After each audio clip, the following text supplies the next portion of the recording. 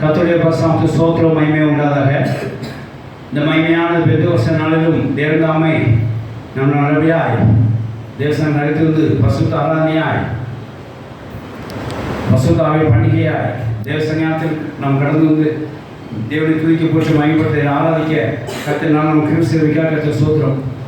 விசேஷமான நாள் பரிசுத்த ஆவி பண்டிகையாய் பரிசுத்த ஆராதனையாய் நாம் தேவசனியாத்தில் கொண்டாட தேவனுக்கு பரிசுத்த ஏறெடுக்க நாட்டில் நம்ம கருத்து கிருபை செய்வதற்காக தேவன் நன்றி செலுத்துகிறேன். கர்த்தர் வாழ்க்கையில் ஏதாவது நன்மை செய்திருக்கிறார், அதுக்கெல்லாம் தேவனுக்கு நன்றி செலுத்த கடமைப்பட்டிருக்கிறோம். அதுபோல் நாட்டிலும் தேவ சன்னியாசம் தேவனை தொழுது கொண்டு தேவன் நன்றி செலுத்த கர்த்தர் நான் நமக்கு கிருபை செய்வதற்காக கர்த்தர் நான் நமக்கு கிருபை செய்வதற்காக கர்த்தர் சோத்திரம். உலோசத்துக்கு கர்த்தர் அடியானுக்கும் இந்த பாக்கியத்தையும் ஸ்லாக்கியத்தையும் கொடுத்த கிருபைக்காக கர்த்தர் நன்றி செலுத்துகிறேன். கர்த்தர் சோத்திரம். ஆமென். ஹல்லேலூயா. இந்த பரிசுத்த ஆவியின் பண்டிகையிலும் இந்த பெந்தெகோஸ்தே நாளிலும் இன்னும் பரிசுத்த ஆவியை அணிந்து கொள்ள பரிசுத்த ஆவி நமக்கு உதவி செய்வாராக. ஆண்டவர் தொடர்ந்து நம்ம மனக்கண்மை திறந்து பரிசுத்த ஆவியின் ரகசியத்தை நம்ம அறிந்து கொள்ள கர்த்தர் நமக்கு கிருபை செய்வாராக. எடுத்து வாசிக்கலாம். யோவான் பரிசுத்த அப்போஸ்தலனாகிய யோவான் சுவிசேஷம் 14ஆம் அதிகாரம் 16வது வசனத்தை ஒரு வாசிக்கலாம். John 14:16 verse.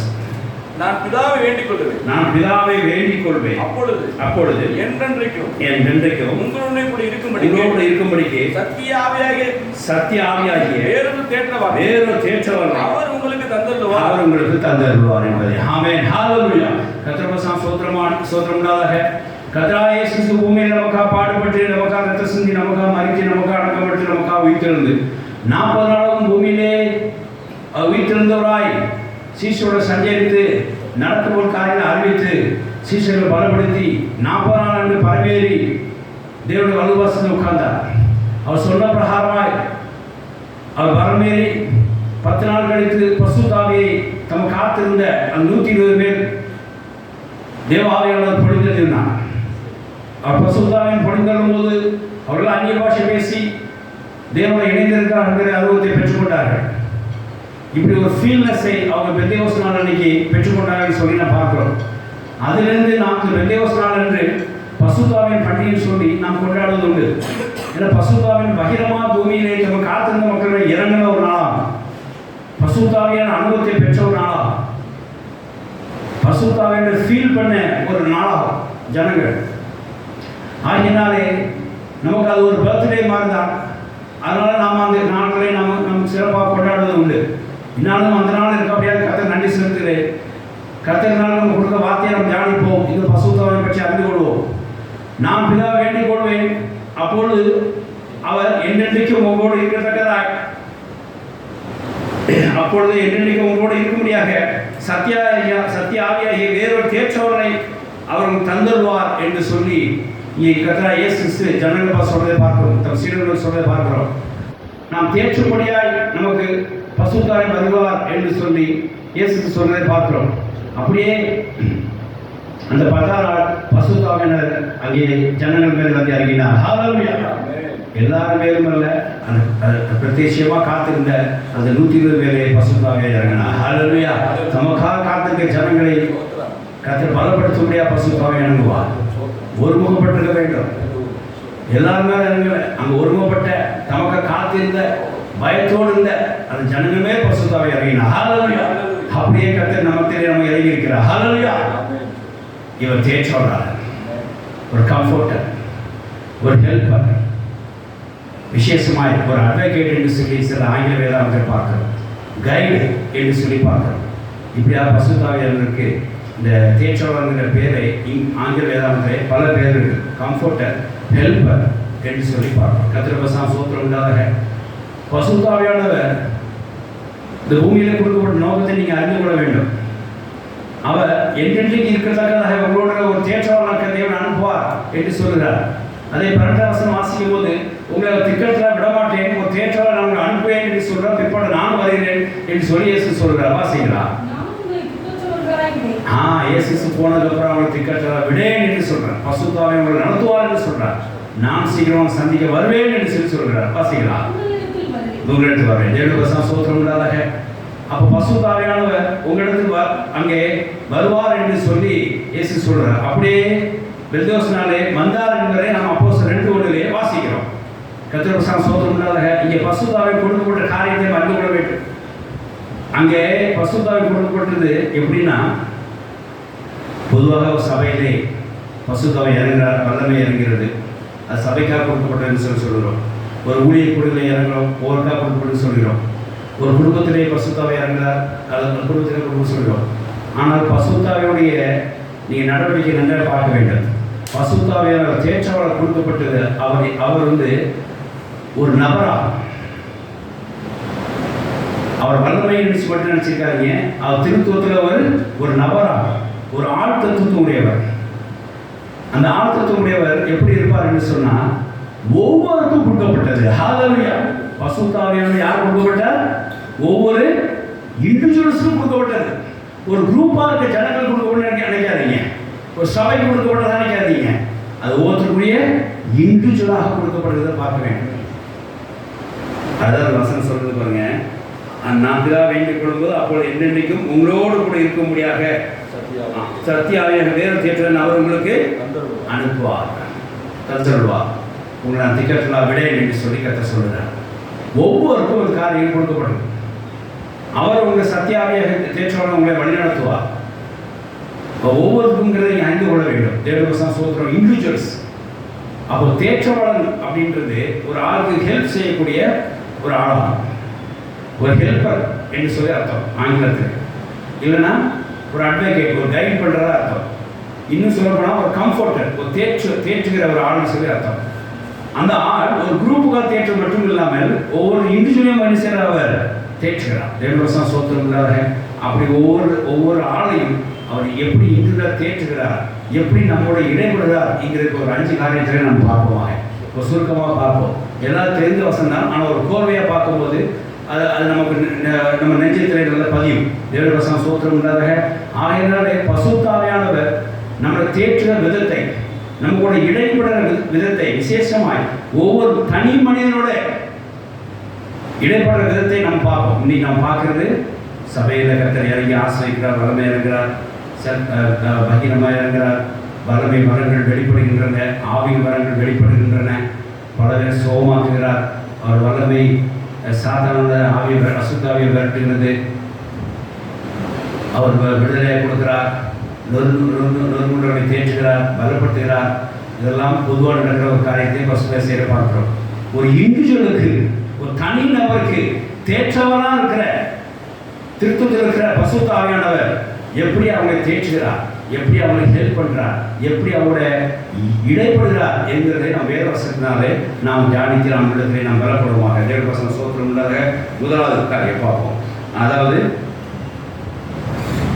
நமக்கு ஜபம் பண்ணும்போது அவர் சேர்ந்து ஜபம் பண்ணுகிறார். எவ்வளோ பெரிய ஹெல்ப் பாருங்க. இன்னைக்கு யாராவது நமக்கு ஏற்ற ஜபம் செய்யறதுக்கு நமக்கு தெரியாது. ஆனால் ஏற்ற ஜபத்தை பண்ண வேண்டும், தேசத்துக்கு நேராக ஒரு ஏற்ற ஜபத்தை பண்ண வேண்டும் சொன்னால் ஒரு ஆள் உதவி செய்ய வேண்டும். அது உலகத்தில் யார்கிட்ட கேட்டாலும் ஒரு செய்வாங்க, ஒரு டிப்ஸு, ஒரு ஹிண்ட்ஸ் தான் கொடுப்பாங்க. ஆனால் கூட இருந்து என்ன சொல்லி ஜெபிச்சா அந்த காரியம் நடக்குங்கிறது பசுத்தாய் மட்டும்தான் நமக்கு சொல்லுவார். ஆமென். ஹல்லேலூயா. நமக்கு தெரியாத வார்த்தைகளை அன்னைக்கு தான் போடுவார். ஹல்லேலூயா. நம்ம அறியாமல் ஒரு வார்த்தை என்னைக்கு நடக்கும், அன்னைக்கு தான் நடக்கும். வாசிக்கலாம். ரோமர் 8ஆம் அதிகாரம் 26, 27.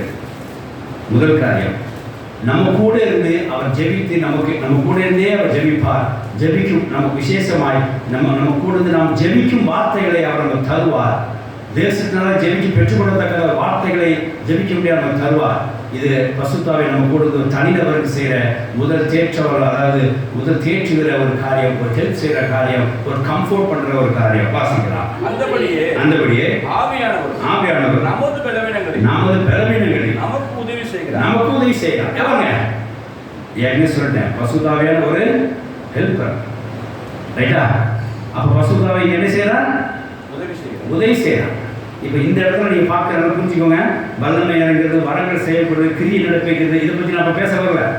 ஒரு தனிநபருக்கு தேர்ச்சவளாக பசுத்தாவை என்ன செய்கிறாங்க, ஒரு 5 பாயிண்ட் நீங்கள் முத்துக்கணக்காக நம்ம பார்க்க போகிறோம், 2 கணக்காக.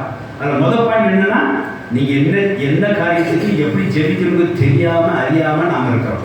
இப்போ பசுத்தாவை என்ன செய்கிறாரு? ஹெல்ப் பண்ணுறார். ஹெல்ப்பர் வாசிக்கலாம்.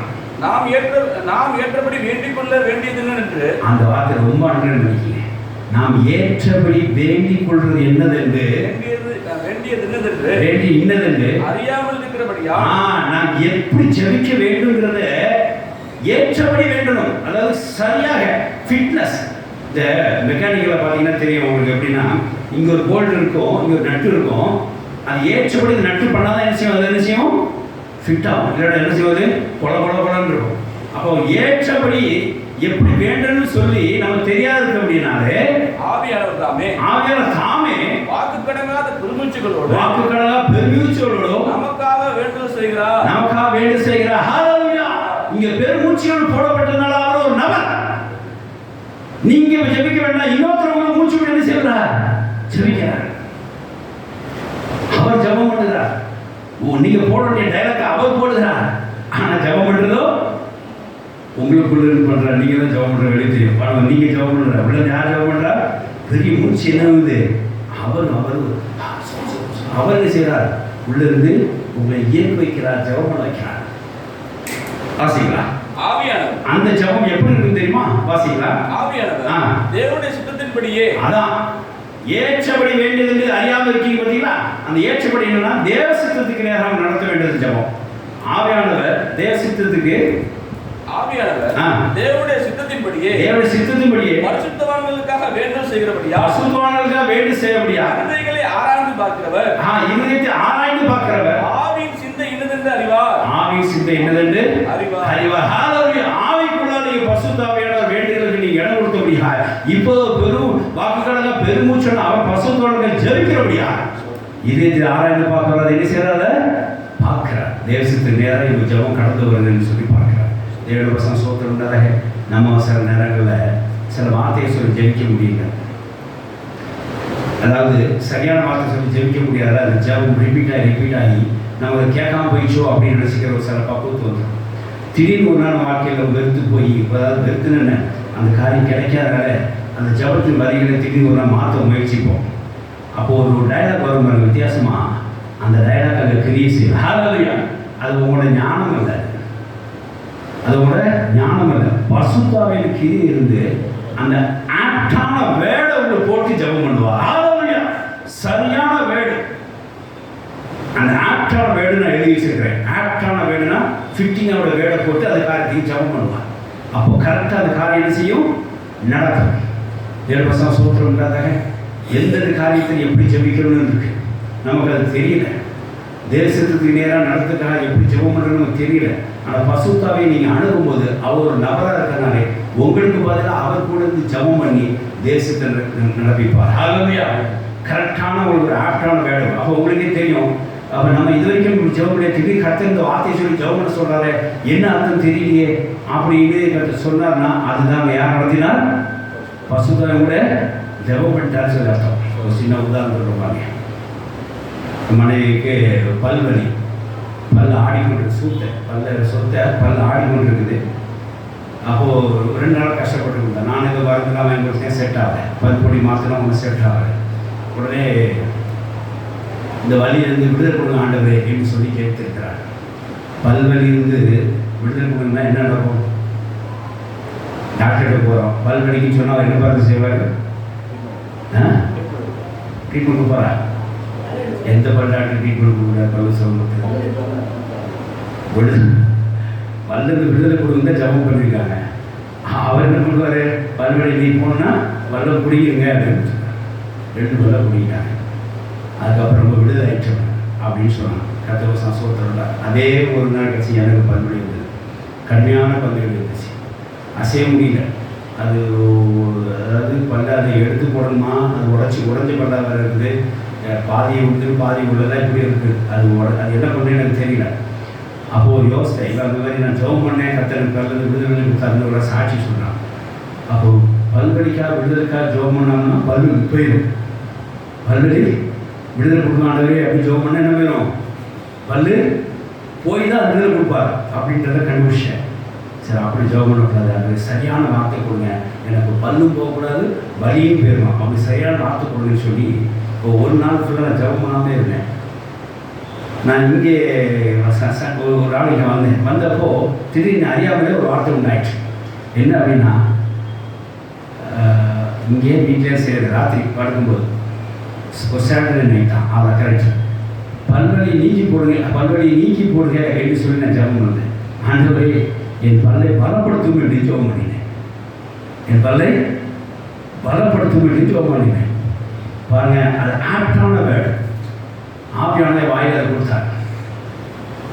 நானே யோசித்து என்ன பல்லை நீக்கி வீட்டில் நம்ம ஒரு ஜெபம் பண்ணுவோம். அந்த நேரத்தில் வலி நீக்கி கொடுத்து ஜெபம், பல்லை பலப்படுத்தும் ஜெபம் நினச்சேன். ஜெபம் பண்ணுறேன். மறுநாள் ஆறாவது எனக்கு முழுவதும் பல்வலியே இல்லை. மறுநாள் பல்வலியே இல்லை. டாக்டர் இன்னை வரைக்கும் அந்த பல்லை நான் எடுக்கவும் இல்லை. ஹல்லேலூயா. பாருங்க, அதுதான் தேவசத்துக்கான ஒரு ஆப்டான வேடக்கூடிய ஜெபம். அந்த ஜெபத்தில் ஆப்டான சில இடங்களில் கரெக்டாக கத்தேரி செய்வான், அதை செய்வான். ஆப்டான வேடை கொடுத்து கொள்வார். ஒரு நாள் நான் வந்து ஜெபம் பண்ணும்போது, ஆண்டவரே கடனெல்லாம் அடைக்காத, வருமானம் தாங்க, கடனெல்லாம் அடைக்க கிருபை செய். ரொம்ப நாளாக ஜெபம் பண்ணிங்கன்னா எடுபடவே இல்லை. அந்த வார்த்தை எடுபடவே இல்லை. ஆவியான எனக்கு ஒரு நாள் பேசுகிறார். என்ன சொல்லி ஜெபிக்கணும் ஆண்டவரே, கடன் 4 வாரம் சொல்லி 4 வருஷமாகுது. இந்த கடன் அடைக்க எனக்கு உதவி சொல்கிறாங்க. கடன் அடைக்க முடியாது. அடைக்க மறுபடியும் வந்துக்கிட்டே இருக்கிறேன். மறுபடியும் செய்து வந்துக்கிட்டே இருக்கு. பயன்படுங்க கடன் அடைக்கிறதுக்கு சரியான வார்த்தை சொல்லி ஜெபிக்க எனக்கு உதவி செய்ய பசுத்தம் வேணும்னு சொல்லி உங்களுக்கு என் அறியாமல் ஒரு நாள் இப்படி கத்தர் வார்த்தை கொண்டு வந்தார். என்ன அப்படின்னா, ஆண்டவரே இந்த கடன் எனக்கு விடுதலை கொடுங்கன்னு சொல்லி ஜெபம் பண்ணேன். ஹல்லேலூயா. நல்லா கேட்டுங்க. 2 கம்பேர் பண்ணிக்கிறாங்க. பல்வலியை நீக்கி போட்டு விடுதலை கொடுத்தீங்கன்னா பல்லு போயிருக்கு. அப்போ கடனை நீக்கி போடுறது, கடனை விடுதலை கொடுத்தா எது போயிடும்? கடன் போயிடும். ஹல்லேலூயா. அன்னையிலிருந்து என் வாயில் வர ஜெபம் என்ன இருந்தது? அன்னைக்கு கடன் விடுதலை கொடுங்க ஆண்டவரே நான் சொன்னேன். பார்த்தீங்களா, ஒவ்வொரு கடனை அடைக்க ஆரம்பிச்சுட்டாரு. ஹல்லேலூயா. ஓஹோ, அப்போ இனிமேல் கடனை அடைக்க ஜெபம் பண்ணக்கூடாது. நம்ம ஜெபம் எடுக்கணும். கடனை அடைக்க ஜெபம் நம்ம ஜெபம் பண்ணோம்னா இஎம்ஐ பே பண்ணுற கரெக்டாக பணம் கொடுத்துட்டே இருப்பார். இஎம்ஐ முடிஞ்சிடும், 24 தேதி முடிஞ்சிடும். அடுத்தது சார் உங்களுக்கு இஎம்ஐ முடிஞ்சிட்டு இன்னொரு லோன் டபுளாக தரணுமா, மறுபடியும் கத்தரை கடன் அடைக்க எனக்கு சக்தி தாரும், பலனை தாரும் பண்ணுவீங்க. கத்தர் கொடுத்துட்டே இருப்பார். ரைட்டு. ஆனால் நீங்கள் எதை தான் இருப்பீங்க? கடன் தான் இருப்பீங்க. ஆனால் பாருங்க, அது சரியான வேர்டு என்னன்னா, கடனை அது ஆவியானவங்க இயக்குவார். ரொம்ப நெருக்க தாங்க முடியாது ஜெபிக்கும் போது ஆவியானவர் என்ன இயக்குவார். எப்படின்னா, ஆண்டவரே இந்த கடன் இருந்து எனக்கு விடுதலை தாரம் அப்படின்னு சொல்லி நான் ஜெபிச்சேன். அன்னிலிருந்து ஒவ்வொரு கடனாக கத்த அடைக்க ஆரம்பிச்சார். ஹல்லேலூயா. அதை அடைக்க ஆரம்பிச்சுன்னு சொல்றோட சரியான வார்த்தை, கடன் இருந்து விடுதலை கொடுக்க ஆரம்பிச்சார். ஹல்லேலூயா. அந்த ஆற்றான வேலை ஆவியானவர் தந்து ஒரு உதவி செய்வார். He is a helper, he is a comforter, he is a guide and advocate. என்ன காரியத்துக்கு எப்படி தேவசத்தை ஜெபம் பண்ணுன்னு அவர் கூட இருந்தே உங்களுக்கு ஜெபிப்பார். ஹல்லேலூயா. வழக்கமாக ஜெபிக்கின்ற ஒரு காரியத்திலிருந்து அன்னைக்கு போட்ட வித்தியாசமான வேர்டு சொல்லி கத்த ஜெபிக்க சொல்லுவார். அதுதான் உங்களுக்கு அது ரட்சிப்பினுடைய ஒரு தேவசத்துக்குரிய ஜெபமாக இருக்கும். அதனால் பயப்படாதீங்க. உங்கள் காரியத்தை நிறைவேற்றுவதற்கு சரியான வேலை சொல்லி ஜெபிக்கிறதுக்கு பசுத்தாவை உதவி செய்வார். He is a helper for us. Hallelujah. தேவனுடைய வசனம் ஸ்தோத்திரம் உண்டாதாக. ஆகையால் முதல் காரியம் இதுதான். வசனத்தை சொல்லி அதாவது சரியான வார்த்தையை சொல்லி உங்களை ஜெபம் பண்ண வைத்து அந்த காரியத்தை நடக்கி வைப்பார். ஒரு இடத்துல ஒரு ஆளுக்கு கல்யாணம் ஆகல, அதில் கேட்டுங்க, அவர் ஏற்றத்துறை கொடுத்துட்டு வீடு ஃபுல்லாக ஜெபிச்சுருக்கிறாங்க. ஃபாஸ்டிங் போட்டு ஜெபிச்சிருக்கிறாங்க. ஏற்றுத்துறை கூட ஆண்டவரை அப்படின்னு சொல்லி வீடு ஃபுல்லாக ஜெபிச்சிருக்காங்க. ஃபேமிலி கூட ஃபாஸ்டிங் போட்டு ஜெபிச்சிருக்காங்க. நான் எதார்த்தமே அவங்களுக்கு கார்த்திகை சொன்ன உடனே ஒரு பொண்ணு பாருங்கய்யா, எனக்கு ரொம்ப நாள் கல்யாணமாக இருக்குன்னு சொன்னாங்க. நான் எதார்த்தமாக அங்கே போனோடனே ஆவியான ஏற்பட்ட வார்த்தை என்ன தெரியுமா? கர்த்தாவே இந்த சகோதர வாழ்க்கை கட்டப்பட வேண்டாம் அப்படின்னு ஜெபம் பண்ணேன். ஹல்லேலூயா. கிறிஸ்துவுக்குள்ள இவரோட வாழ்க்கை கட்டப்பட வேண்டும். இவர் இடையிலாம் இருக்கிறார், இவர் தனியாக இருக்கிறார், இவர் கஷ்டப்பட வேண்டும் என்று ஜெபம் பண்ணேன். அடுத்த 3 மாதம் கொண்டு ஃபிக்ஸ் ஆகிடுச்சு. ஹல்லேலூயா. அந்த ஆவியோட கரெக்டான அதுதான் சில ஊழியர் கூட்டி ஜெபம் பண்ண சொல்கிற ரீசன் தான். ஆவியானவங்க ஏற்பார். அந்த வார்த்தை என்ன போட்டிருக்கு? பரிசுத்தவான்கள் அப்படிதான் போட்டிருக்கு. அந்த மாதிரி அந்த வசனம் 27 வாசிங்க. 27 தேவசித்தர் ஜெபிக்கிறதுக்கு பரிசுத்தவான்களோட ஆவியான ஏற்கிறார். அதனால தான் நீ ஊழியர் கூட்டி ஜெபம் பண்ணணும். சரியான வார்த்தையை கர்த்தர் அங்கே போடுவார். வாசிக்கலாம். ஆவியானவர் தேவனுடைய சித்தத்தின்படியே பரிசுத்தவான்களுக்காக வேண்டல் செய்கிறபடி. பாத்தீங்களா? பரிசுத்தவான்களுக்காக வேண்டல் செய்யும்போது 26,000 மனிதர்கள் எல்லாத்தையும் ஆராய்ந்து பார்க்கிறார். தேவனுடைய வசனம் ஸ்தோத்திரம் உண்டாதாக. அதுக்கு தான் நம்ம என்னதுன்னு தெரியாமல் இருக்கிறோம். பசுத்த ஆவியானவர் அந்த பசுத்தோடு இருந்து அந்த வார்த்தையை கரெக்டாக போட்டு அந்த வார்த்தையை நிறைவேற்றி வைக்கிறார். தேவ வசனம் சூத்திரம் உண்டாக. ஆகையினாலே அங்கே கர்த்தர் நீங்கள் எப்படி ஜெபிக்க வேண்டும் தேசத்தை பிரகாரம் என்கிறது சரியான ஒரு ஆப்டான வேர்டை, ஒரு ஃபிட்னஸான வேர்டை, அந்த காரியம் நடைபெறுகிற ஒரு வார்த்தையை தந்து அவர் ஜெபம் பண்ணி உங்களுக்கு என்ன செய்வார்? உதவி செய்வார். ஹல்லேலூயா. இப்படி தான் அவர் தனி நபரோட பசுத்த ஆவியானவர் இடைப்படுற முதலாவது காரியம் என்று சொல்லி வேதாந்தத்திலிருந்து பார்க்கிறோம். ஹல்லேலூயா. கர்த்தருக்கு ஸ்தோத்திரம் உண்டாக. இரண்டாவது காரியம், உங்கள் சூழலுக்கு ஏற்ற வார்த்தைகளை அவர் நினைப்பூட்டுவார். உங்கள் சூழலுக்கு ஏற்ற தேவ வசனத்தை அவர் அங்கே நினைவுபடுத்துவார். விசேஷமாக இயேசு சொன்ன வார்த்தைகளை அந்த சூழ்நிலைக்கு ஏற்ற இன்பமோ துன்பமோ அந்த வசனங்களை கரெக்டாக செய்வார். அவர்களுக்கு நினைவுபடுத்தார். He will remember you. The Jesus verse. இயேசு சொன்ன வார்த்தைகள், தேவன் சொன்ன வார்த்தைகள், வார்த்தைகளை சூழ்நிலைக்கு ஏற்ற பிரகாரம் செய்வார். சில ஆட்டை கேட்டீங்கன்னா ஒரு வசனத்துக்கு ஏதாவது சொன்னால் ஏதாவது மாதிரி வசனத்துக்கு ஒரு குழப்பம் விட்டுருவாங்க சில நேரத்தில். அப்படி இருக்கக்கூடாது. கரெக்டாக சூழ்நிலைக்கு ஏற்ற பிரகாரமாக அதை சொல்ல வேண்டும். அதை கரெக்டாக நினைப்பூட்டுவார். அப்போது ஒரு சூழ்நிலை ஏற்ற ஒரு வசனம் உங்களுக்கு கண்ணுக்கு வருது அப்படின்னா பசுத்த ஆவி என்ன செய்கிறவங்க கூட இடைப்படுறாருன்னு அர்த்தம். தேவ வசனம் சோத்திரம்னால வாசிக்கலாம். யோவான் 14:26 வாசிக்க. யோவான் 14:26. என் நாமத்தினாலே இதா அனுப்ப போகிற பரிசுத்த ஆவியாகிய தேற்றவாளனே எல்லாவற்றையும் உங்களுக்கு போதித்து நான் உங்களுக்கு சொன்ன எல்லாவற்றையும் உங்களுக்கு நினைப்பூட்டுவார். நான் சொன்ன எல்லாவற்றையும் உங்களுக்கு நினைப்பூட்டுவார். ஹல்லேலூயா. He will remember you. Our ஞாபகப்படுத்துவார். Remind you. He will remind you. He will remember you. அவர் ஞாபகம் வச்சிருக்காரு. அதே சமயம் he will remind you. என்ன செய்யணுங்கிறதாக ஞாபகப்படுத்துவார். ஒரு ரிமைண்டராக இங்கே பசுத்த ஆவியான ஆக்ட் பண்ணுவார். ஒரு தனி நபரோட எப்படி அப்படின்னா இந்த வசனம் அது அப்படின்னு சொல்லுவார். இந்த வசனம் இது இப்போனா இப்படி நடக்க இது அதுதான் அப்படி என்று சொல்லுவார். வாசியாக ஒரு சொல்லி மாதிரி பார்ப்போம். அப்போ 2ஆம் அதிகாரம் 15-16 வாசிக்கும் போது அந்த பசுத்த ஆவியை அவங்க நிறைந்த போது எல்லாரும் அவங்க அந்நிய பாஷை பேசும்போது இவங்க என்ன வெறித்து ஆடுறார்களா, வெறித்து பேசுகிறார்கள் சொல்லி தப்பணித்துக் கொண்டிருந்தார். ஆனால் பேதுரு அவங்க மத்தியில் எழுந்திருந்து இது பாருங்கள் அப்படியேப்பட்ட காரியம் இல்லை என்று சொல்லி ஒரு வசனத்தை கொடுத்து அங்கே ஒரு ஆட்களை அங்கே திருப்திப்படுத்துகிறார்கள். வசனம் தான் ஒரு ஆளை திருப்திப்படுத்தும். வசனம் தான் ஒரு ஆளை சமாதானத்துக்குள் ஆகும். அந்த ஏற்ற வசனத்தை தர வேண்டியது காரியமானது பசுத்த ஆவியானவருக்கு ஒரு பொறுப்பாக இருக்கிறது. அந்த வசனமானது அவங்களுக்கு வெளியே வரும்போது அந்த இடத்துல அவர் அமைதியாகிறார்கள், ஒரு சமாதானர்கள் ஆகிறார்கள். வாசிக்கலாம். 15 வாசிங்க.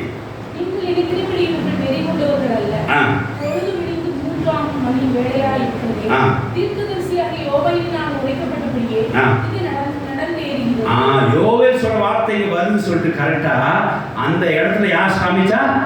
பசுத்த ஆவி நிறைந்திருக்கிற பேதுரு அந்த வசனத்தை எடுத்து காமித்தார். இது பிரகாரம் இன்னைக்கு நடந்தது என்று சொல்லி காமித்தார். ஹல்லேலூயா. வாசிக்கலாம். அது என்ன வசனம்? கடைசி நாட்கள் மாம்சமான யாவர் மேலும் என் ஆவியை ஊற்றுவேன். அப்பொழுது உங்கள் குமாரத்திகளும் தீர்க்கதரிசனம் சொல்வார்கள். உங்கள் வாலிபர் தரிசனங்களை அடைவார்கள். மூப்பர் சொப்பனங்களை காண்பார்கள் என்கிறது இங்கே நிறைவேற்றுகிறதா தான் சொன்னார். இப்போ நான் என்ன கேட்குறேன்னா கரெக்டாக பேதுரு எப்படி அந்த யோவேலோட தீர்க்க வசனத்தை எடுத்து சொன்னார்? எப்படி சொன்னார்? இதுக்கு முன்னாடி அந்த வசனத்தை அவர் ஏதாவது டிக்ளேர் பண்ணியிருப்பாரா? 120 பேர் கூடி இருக்கும்போது பண்ணியிருக்க மாட்டாங்க. ஆனால் இப்போ அவர் டிக்ளேர் பண்ணுறாரு, நான் பசுத்த ஆவியானவர் இந்த இடத்துல என்ன பேசணுங்கிறதையும் அங்கே அந்த வசனமாக வெளிப்படுத்துவார். ஹல்லேலூயா. பேசுகிற நீங்கள் பசுத்த. அதனால நம்ம எப்போ இந்த போர்டு இங்கே எழுதிருக்கிறோம். மத்திய 10 கரெக்டாக பேசுகிற நீங்கள் பசுத்த ஆவியானவர். நீங்கள் எப்படி பேசணும், எந்த வசனத்தை கொண்டு பேசணும் அப்படின்றத அவர் உங்களுக்கு வெளிப்படுத்துகிறார். பேதுருக்கு அங்கே நடந்த ஒரு சர்ச்சை. எப்படி இவங்க இப்படி நான் அந்நிய பாஷையில் பேசுகிறாங்க, நாம் எங்களுடைய பாஷை எப்படி பேசுகிறாங்க, வெறுத்திருக்காங்களா அப்படின்னு கேட்கும்போது பேர் சொல்கிற வார்த்தை என்னென்னா அதுக்கு ஆப்டான அந்த தெய்வீக வசனத்தை, அந்த தீர்க்க வசனத்தை அங்கே எடுத்து காண்பித்தார். ஹல்லேலூயா. கடைசி என்ன தெரியுமா? வசனம் மூலமாக அவங்க விளக்கம் காமிச்சதுனால அங்கே பெரிய பாருங்க. எப்போவுமே சங்கீதம் 119, 105 வாசிக்கிறோம். வசனம் வந்துட்டுனா அந்த இடத்துல என்ன உண்டாகும்? வெளிச்சம் உண்டாகும். சங்கீதம் 119, 105 எல்லாரும் தெரிஞ்ச வசனம் தான். வாசிப்பா, அடுத்த வாசி. சங்கீதம் 119 வாசிங்க, வாசிங்க. உன் வசனம் என் காலைக்கு தீபம், என் பாதை வெளிச்சமா இருக்கு. ஹalleluya. அப்போ ஒரு இடத்துல சரியான வேடு பரிசுத்தாவியான வசனத்தை சொல்லிட்டாரு. இயேசு சொல்ற காரியங்களை வசனத்தை வெளிப்படுத்திட்டாருன்னா அங்க என்ன உண்டாகும்? வெளிச்சம் உண்டாகும். ஹalleluya. வசனத்தை விட்டு தான் உங்களுக்கு வெளிச்சம் உண்டாகும். அது ஆவியானவர் கரெக்டா வசனத்தை காமிக்கும் போது தான் உங்களுக்கு வெளிச்சம் உண்டாகும் என்பதை இது மூலமா அறிந்து கொள்கிறோம். பேதுரு கரெக்டா அந்த வசனத்தை எடுத்து காமிச்சார், வெளிச்சம் உண்டாயிட்டு. என்ன ரிசல்ட் என்னாச்சு பாருங்க. அந்த ரிசல்ட் என்னாச்சு பாருங்க. 37 வாசிக்கலாம். இதை அவர்கள் கேட்ட பொழுது இருதயத்தில் குத்தப்பட்டவர்களாகி பேதுருவையும் மற்ற அப்போஸ்தலரையும் பார்த்து, சகோதரரே, நாங்கள் என்ன செய்ய வேண்டும் என்றார்கள். எவ்வளவு பேர் வெளிச்சம் வந்துச்சு பாருங்க. அவன் மனமே மாறிட்டாங்க. நான் என்ன செய்வேன், அவன் சொல்ற ஞானசார பெற்றுங்க, பஸ்ஸார் பெற்றுங்கன்னு சொல்லி கடைசி என்ன வந்து திரும்ப அவங்க 41 வாசிங்க. அவருடைய வார்த்தையை சந்தோஷமா ஏற்றுக்கொண்டவர்கள் ஞானஸ்நானம் பெற்றார்கள். அன்றைய தினம் ஏறக்குறைய 3000 பேர் சேர்த்துக் கொள்ளப்பட்டார்கள். அவருடைய வார்த்தையும் கொடுக்கிறார். ஆக்சுவலா அவருடைய வார்த்தை அது பசுத்தாவியோட கற்கள் வசனத்தை எடுத்து நிப்பாட்டின உடனே அந்த வார்த்தை கேட்ட எத்தனை பேரு? 3000 பேர் நினைச்சிட்டாங்க ஞானஸ்நானம். ஹalleluya. வசனம் அங்க வெளிச்சத்தை கொண்டு வந்தது. வசனத்தை கொண்டு வந்தது யாரு? ஹalleluya. பசுத்தாவியானவர் he is a helper. எந்த சூழ்நிலைக்கு எந்த வசனம் கொண்டு வரணும், எது இயேசுவை எடுத்து காமிக்கணும், பசுத்தாவியானவர் நன்றாக தெரியும். தேவசம் சோதரம் உண்டாத எவ்வளவு போடப்பட்டு பார்க்குறோம், பைபிளில் போடப்பட்டு அவர் எனக்கு சகாயம், நான் உங்கள் விலங்குமில்லை, உனக்கு கைவிடவில்லை அப்படின்னு பண தேவைகளுக்காக வரும்போது அந்த வசனத்தை குறிப்பிடப்பட்டு பாருங்க. என்ன ஆச்சரியமான விஷயம் பாருங்க. எவ்வளவு 13 வாசிங்க. 13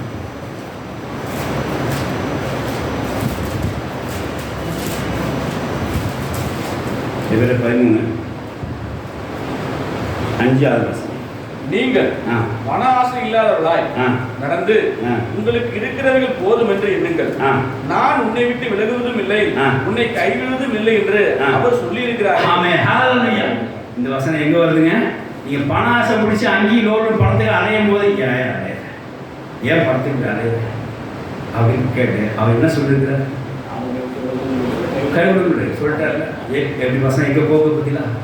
இதுதான் பசுத்தாவியம் பேசும்போது எப்படி பேசுவார்? அந்த சூழ்நிலை கேட்ட வசனத்தை கொடுத்து பேசுவார். இப்போ இந்த இடத்துல போய் என்ன பணம் ஆசைக்காரங்க என்ன பண்ணுறது? என் நாமத்தினால் நீங்கள் எதை கேட்டாலும் செய்தீர்கள், எதை கேட்டால் தருங்க ஆண்டு சொல்லியிருக்கிறாரு. அந்த எனக்கு 40 பணத்தை தாரும் அப்படின்னு கேட்பீங்களா? அதுக்குரிய வசனமாக அது அப்படிதான் நீங்கள் எல்லோரும் கேட்குறோம். என் நாமத்தினால் நீங்கள் எதை கேட்டாலும் அந்த மிந்தவாசம் படித்து பார்க்கணும். என் நாமம் மகிமைப்பட முடியாது, பிதாவான செய்ய முடியாது நீங்கள் கேட்கிறதுவோ அவரும் தந்துடுவார் என்று கூறப்படுது. அப்போ என்ன அர்த்தம்? பிதா நாமம் எப்படி அந்த வசனம் சொல்லி கேட்கணும் தவிர நீங்கள் உங்கள் தேவைகளாக என் நாமத்தை எது கேட்டு தரேன்னு சொல்லுங்க, எனக்கு ஒரு பிரச்சனை கொடுத்துருங்க, ஒரு நல்ல வீடு கட்டி கொடுத்துருங்க அப்படின்னா அது விரும்புகிறார். என் கதை சொல்ல பாயிண்ட் என்ன தெரியுமா? பணத்துக்காக அங்கேயும் அரைஞ்சிக்காக கவலைப்படுறாங்க. அவர் என்ன சொல்லியிருக்கிறார்? நான் உங்களுக்கு விடவுங்களே உங்களை கைவிடுன்னு சொல்லியிருக்கிறார். என்ன அடுத்தது பாருங்க, அடுத்த வாசிங்க. அதனாலே நான் தைரியம் கொண்டு கர்த்தர் எனக்கு சகாயம், கர்த்தர் சகாயம், ஹெல்ப்பர். அவர் எனக்கு தருவா, என் வேண்டிய தருவா, என்னை அங்கேயும் அலைய விட மாட்டார். நீதிமான அப்பந்திரிக்கா அவர் என்ன செய்ய மாட்டார்? அலைய விட மாட்டார். அவர் கர்த்தர் எனக்கு சகாயம், எனக்கு ஹெல்ப்பர். கர்த்தர் எனக்கு சகாயம், நான் பயப்படுறேன். கர்த்தர் சோத்திரம் உண்டாதாக எனக்கு பயம் கிடையாது. ஏன்னா கர்த்தர் உதவி செய்கிறார். அவர் என் விலகுமில்லை, என் கைவிடுமில்லை, என் தேவைகள் அவர் என்ன செய்வார்? சந்திப்பார். 7 வருஷம் சோத்திரம் உண்டா. இப்போ பாருங்க, இந்த இடத்துல உங்கள் தேவைகள் சந்திக்கப்படும் போது நீங்கள் ஜெபனுடைய வசனம் எது? கர்த்தர் எங்கள் சகாயத்தை சொல்லிக்கிற கர்த்தாவே உங்களுக்கு கைவிடுமில்லை, உனக்கு விலகுமில்லை, கைவிட சொல்லி ஜபிக்கும் போது கர்த்தர் தேவைகளை அவர் சந்திப்பார். இப்படி தான் அங்கே வசனம் பசுத்தாவை எடுத்துக் கொடுப்பார். பாருங்க, 1 கொரிந்தியர் 2ஆம் அதிகாரம் 1 கொரிந்தியர் 2ஆம் அதிகாரம் 13-14 வாசிக்கிறேன். அவைகளில் நாங்கள் மனுஷஞானம் போதிக்கிற வார்த்தைகளாலே பேசாமல் பரிசுத்த ஆவி போதிக்கிற வார்த்தைகளாலே பேசி ஆவிக்குரியவைகளை பரிசுத்த ஆவியானவர் போதிக்கிற வார்த்தைகளாலே பேசி ஆவிக்குரியவர்களை ஆவிக்குரியவர்களோடு சம்பந்தப்படுத்தி பேசுவோம். ஜென்ம சுபாவமான கர்த்தர் சோத்திரம் உண்டாதாக மனுஷன் பேசுறதுமா கம்பேர் பண்ண மாட்டோம். ஒரு வசனத்தை உங்கள் காரியத்தையும் தேவ வசனத்தை என்ன செய்வோம், ஆவிக்கு உபரமா அந்த வசனத்தை எடுத்து காட்டுவோம். அப்படிதான் பசுத்தாவை நமக்கு உதவி செய்வார். பசுத்தாவை நம்ம உதவி செய்ய வரும்போது கரெக்டாக இயேசு சிந்து உள்ள காரியத்தை எடுத்து காமிப்பார். வாசிக்கலாம். யோவான் 16:13 வாசிக்கலாம். யோவான் 16:13 வாசிக்கலாம். சத்திய ஆவியாகிய அவர் வரும்போது சகல சத்தியத்திற்குள்ளும் உங்களை நடத்துவார். சகல சத்தியத்திற்குள் நடத்துவார். அவர் நம்முடைய சுயமாய் பேசாமல், சுயமாய் எதுவும் பேசாதபடிக்கு தாம் கேள்விப்பட்டவைகள் யாவையும் சொல்லி, தாம் கேட்பதை யாவும் சொல்லி வரப்போகிற காரியங்களை உங்களுக்கு அறிவிப்பார். வரப்போகிற காரியங்களை அறிவிப்பார். அவர் என்னுடைய எடுத்து என்னோட வார்த்தைகள் எடுத்து உங்களுக்கு அறிவிப்பதினால் என்னை மகிமைப்படுத்துவார். ஹalleluya. இயேசு சொன்ன வார்த்தைகளை உங்க சூழ்நிலைக்கு சரியாக அந்த வார்த்தைகளை எடுத்து காண்பித்து சரியான வசனத்தை எடுத்து கொடுத்து உங்களுக்கு தேற்றவராக இருக்கிறார் நம்ம பரிசுத்த ஆவியானவர். ஹalleluya. நம்ம என்னதான் கஷ்டம் வந்தாலும் என்ன இன்பம் வந்தாலும் கரெக்டா அந்த சூழ்நிலைக்கு அந்த இயேசுவோட வார்த்தைகளை எடுத்து தர வேண்டும். அது யார் தருவா? ஸோ இப்படி தான் ஒரு ஆளை பரிசுத்த ஆவியானவர் அந்த சூழ்நிலைக்கு ஏற்ற வசனங்களை வார்த்தைகளை இயேசு சிறந்து சொன்ன வார்த்தைகளை அவர் எடுத்து காண்பித்து தேவனோட வார்த்தைகளை எடுத்து காண்பித்து அந்த ஆத்மா என்ன செய்கிறாங்க? தேற்றுகிறார்.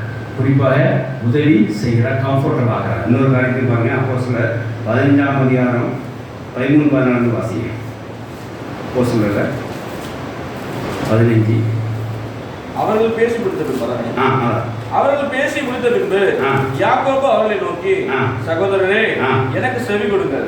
தேவன் புரஜாதிகள் நின்று நமது நாமத்திற்காக ஒரு ஜனத்தை தெரிந்து கொள்ளும்படி முதல் அவர்களுக்கு கடாட்சித்தலின விதத்தை சிமியோன் விவரித்து சொன்னாரே. 7 வருஷம் சோத்திரம். அதாவது புரஜாதியர் இப்போ ரெச்சீவ் பண்றாங்க. அப்போ சொல்றாங்க புரஜாதிக்கு மட்டும் நம்ம போய் வித்துசம் பண்ண வேண்டும் அப்படின்னு அங்கே ஒரு சர்ச்சையை உண்டாக்குறாங்க. இப்போ இது விளக்கம் கொடுக்க யாக்கோபு எந்திக்கிறார், பசுத்தாய் துணையோடு எந்திக்கிறார். அவர் என்ன பேசுகிறார் தெரியுமா? எல்லாம் உட்காருங்க, நான் சொன்ன கேட்கணும், என்ன ஆளுக்கு இஷ்டப்பட்டு பேசக்கூடாது, சிமியோன் சொல்லிட்டாரு, நான் சொல்கிறேன், எல்லாமே கேளுங்க அப்படின்னு அவர் சொல்லலை.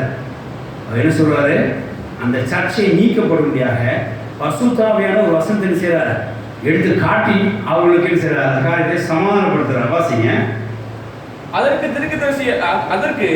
தீர்க்கதரிசிகளுடைய வாக்கியங்களும் ஒத்திருக்கிறது. ஆமென். ஹalleluya.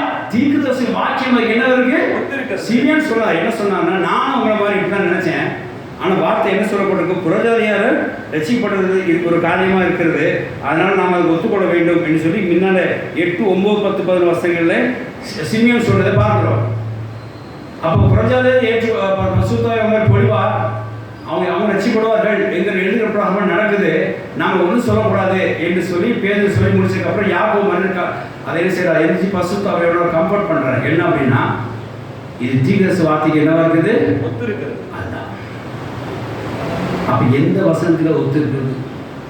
ஆவியானவர் சரியா எடுத்து காட்டுறாரு. வசனம் சொன்னதுக்கப்புறம் தான் அந்த சர்ச்சை ஒன்று நீங்கிச்சு. வசனம் வந்ததுக்கப்புறம் என்ன உண்டாயிடுச்சு?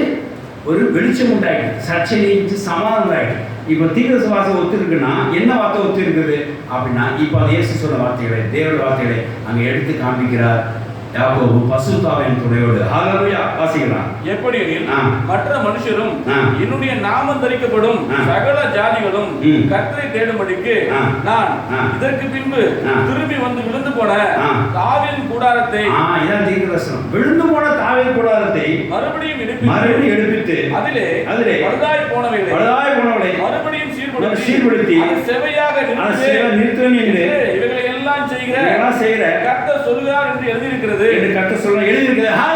எழுதியிருக்க வசனத்தை கரெக்டாக பசுத்தாவியானவர் ஆனா யாக்கோபு மூலமா அந்த சர்ச்சை நீங்க முடியாது வெளிப்பட்டார். இப்படிதான் வெளிப்படுவார். உங்க சர்ச்சை, உங்க பிரச்சனை, உங்க துன்பங்கள் மத்தியிலே என்ன வசனம் இருந்தால் சரியாகும் அப்படின்றத இயேசு இருந்து யார் எடுத்து கொடுப்பார்? பசுத்தாவை எடுத்து கொடுத்து அந்த வசனத்தோட வெளிச்சத்துக்கு காமிச்சாங்க. என்ன உண்டாக்குவார்? சமாதானம் உண்டாக்குவார். அதனால எல்லா சூழ்நிலையும் நமக்கு என்ன வேணும்? தேவவசனம் வேண்டும். அது இயேசு சொன்ன வார்த்தைகளை, அந்த வார்த்தைகள் நமக்கு வேண்டும் எல்லா சூழ்நிலையும். அதை யார் எடுத்து தருவார்? பசுத்தாவியானவர் ஏற்ற விடலே அந்த சந்தர்ப்பத்துக்கு ஏற்ற வார்த்தைகளை கொடுத்து உங்களுக்கு அது அந்த வசனத்தை வெளிச்சத்தை காமிக்க வைத்து உதவி செய்வார். ஆமென், ஹல்லேலூயா. ஆகிய ரெண்டாவது காரியம், உங்கள் சூழ்நிலைக்கு ஏற்ற இயேசு கிறிஸ்துவின் வார்த்தைகளை வசனங்களை உங்களுக்கு எடுத்து காண்பித்து உங்களை சமாளித்துள்ளார்களாக பசுத்தாவியானவர். ஆமென், ஹல்லேலூயா. இப்படி பசுத்தாவியானவர் ஒரு நபரை ரெண்டாவது விதமாக உதவி செய்கிற தேற்றமாகிறார்னு சொல்லி பார்க்கிறோம். கர்த்தருடைய சூத்திரம் இல்லாத மூணாவது காரியம், யோவான் 16ஆம் அதிகாரம் 8வது வசனம். யோவான் 16:8. அவர் வந்து பாவத்தை குறித்தும் நீதியை குறித்தும் நியாயத்தீர்ப்பை குறித்தும் உலகத்தை கண்டித்து உணர்த்துவார். ஆமென், ஹல்லேலூயா. பசுத்தாவியானவர்களிடத்தில் எப்படி ஹெல்ப் பண்ணுவார் தெரியுமா? உங்க பாவத்தை குறித்து எச்சரித்து கண்டித்து உணர்த்துவார். உங்க பாவம் அடிக்கடி சொல்வேன், உங்க பாவம் உங்களுக்கு தெரியுதுன்னா பயப்படாதீங்க, பசுத்தாவியானவர் செய்கிறார், செயல்படுறாங்க. ஏன்னா சிலருக்கு நம்ம தப்பு செய்யறதே இல்லைம்மா, அதுக்கு ஒரு நீதியின் விளக்கம் வேற கொடுப்பாங்க, ஒரு நியாய விளக்கமாக செய்வாங்க. ஆனால் உண்மையிலே பசுத்தாவியானவர் உங்கள் பாவத்தை கொடுத்து கண்டித்து எச்சரித்து நடத்துவார். அது எதுக்கு தெரியுமா? அது எதுக்கு தெரியுமாது? இனிமேல் நீங்கள் பாவம் பண்ணக்கூடாது. Stop the sin. He will warn you. அவர் ஏன் எச்சரிக்கிறார் பாருங்க. ஒரு சின்ன உதாரணம் சொல்லுங்க. அதாவது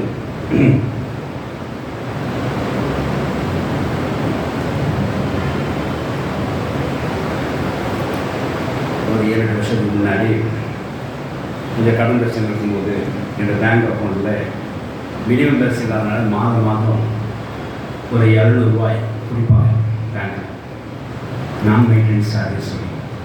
அதுக்கு இன்ட்ரெஸ்ட் ஜிஎஸ்டிலாம் போட்டு ஒரு 72 ரூபா பிடிப்பாங்க. 72 ரூபா பிடிப்பாங்க.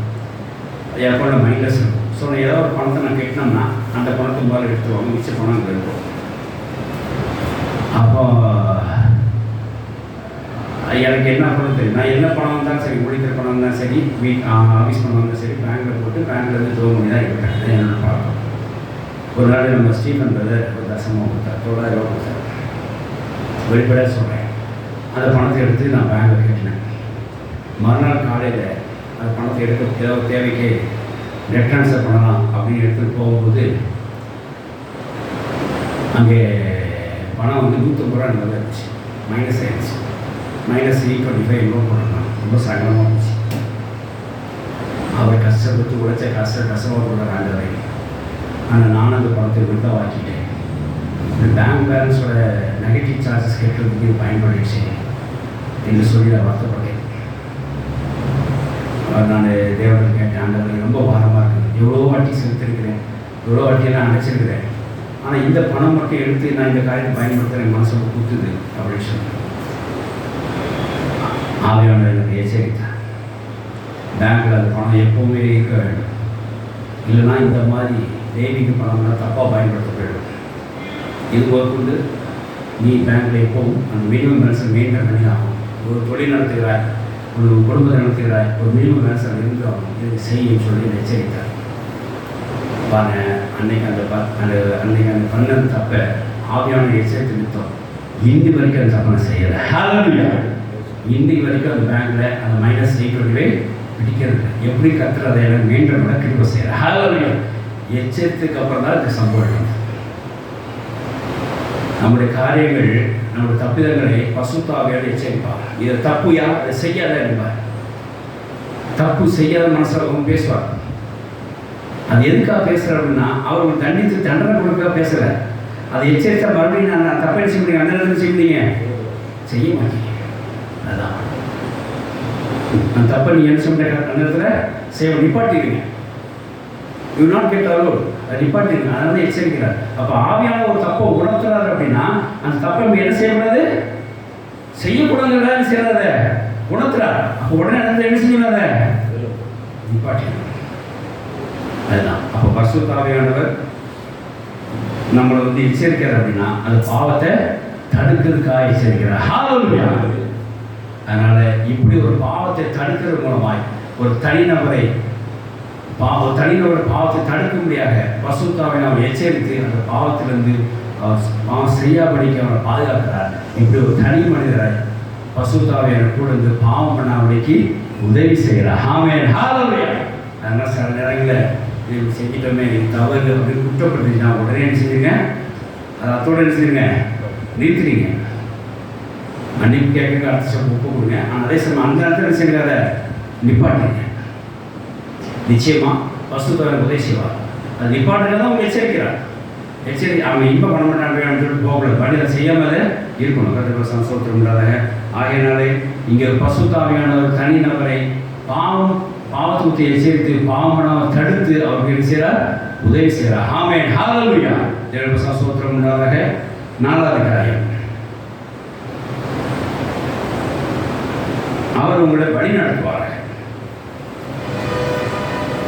ஒரு காரியத்தை கர்த்தர் தடை செய்கிறார் அப்படின்னா அந்த இடத்துல என்ன செய்வார், அவங்களை நேர்வழியை நடத்த போகிறான்னு சொல்லி அர்த்தம். தேசத்தில் நேரம் நடக்க செய்ய போகிறான்னு சொல்லி அர்த்தம். விசேஷமாய் ஒரு கதவை அடைச்சார் அப்படின்னா இன்னொரு கதவை அவர் துறக்க போகிறான்னு அர்த்தம். இப்படி உங்களை வழி நடத்துவார். அதை ஆங்கிலத்தில் நான் எப்படி போட்டிருக்கேன் அப்படின்னா, எம்பவர் பண்ணுவார் என்று சொல்லி போடப்பட்டிருக்கேன். தேவனுடைய ஸ்தோத்திரம் உண்டாதாக. எம்பவர் பண்ணுவார், பசுத்தாவியானவர் உங்களை எம்பவர் பண்ணுவார் என்று சொல்லி நான் எழுதியிருக்கிறேன். வாசிக்கலாம். அப்போஸ்தலர் 14ஆம் அதிகாரம். ஹல்லேலூயா. வாசிக்கலாம். அப்போஸ்தலர் 16 6-7 வசனங்கள் வாசிக்கலாம்.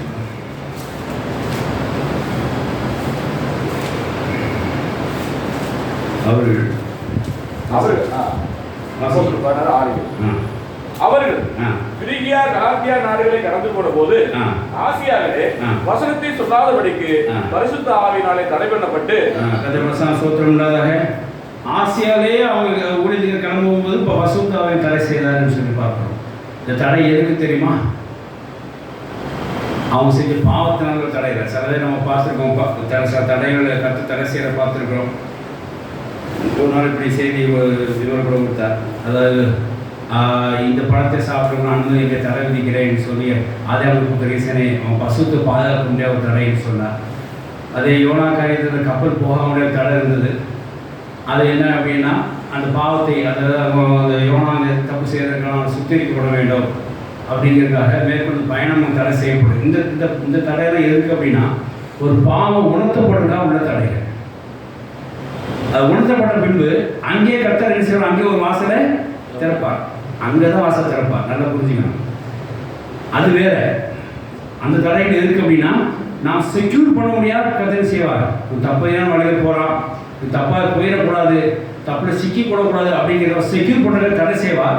ஒன்ஸ் உணர்ந்ததுக்கப்புறம் அந்த இடத்துல கர்த்தர் தடையை செய்வாங்க, நீக்கி போடுவார். இந்த தடை எதுக்கு அப்படின்னா, கர்த்தர் அவங்களை ஒரு எம்பவர் பண்ணுறார். அதாவது அவங்கள ஒரு ஆணையை செய்கிறார். பசுத்தாவியானவங்களை ஆணை செய்கிறார்.